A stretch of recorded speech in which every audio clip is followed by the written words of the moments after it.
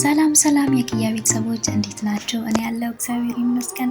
ዛሬ ደግሞ ከኪችን ወጥተን ወደ መኪና ማጠብ እንወጣን ብዬ መኪና ለማጠብ ወጥቻለሁ።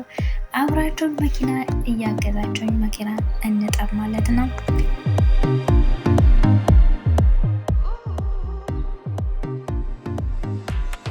እንግዲህ ከሀገራችን ስንወጣ አላማ ይዘን ሰርተን እንለወጣለን ብለን እንሰደዳለን። ከተሰደድን በኋላ ደግሞ የሚያጋጥሙ ነገሮች በጣም በርካቶች ናቸው እና ከባድ ስራዎች ይሰጡናል።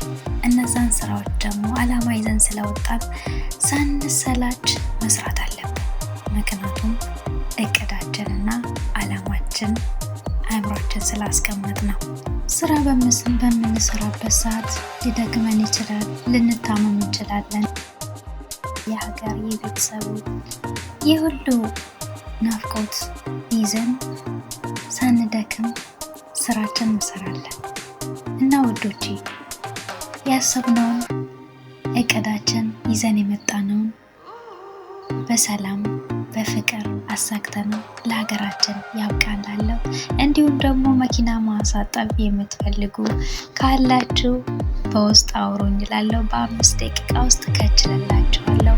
እኔንም ደግሞ መኪና ከማጠብ ወደ መኪና መንዳት ፈጣሪ ያሻግረኝ እላለሁ። የዛሬው ቪዲዮ ከወደዳችሁ ሼር፣ አስተያየት እንዳትረሱ። በሌላ ቪዲዮ እስክንገናኝ ድረስ መልካም ቆይታ። አመሰግናለሁ።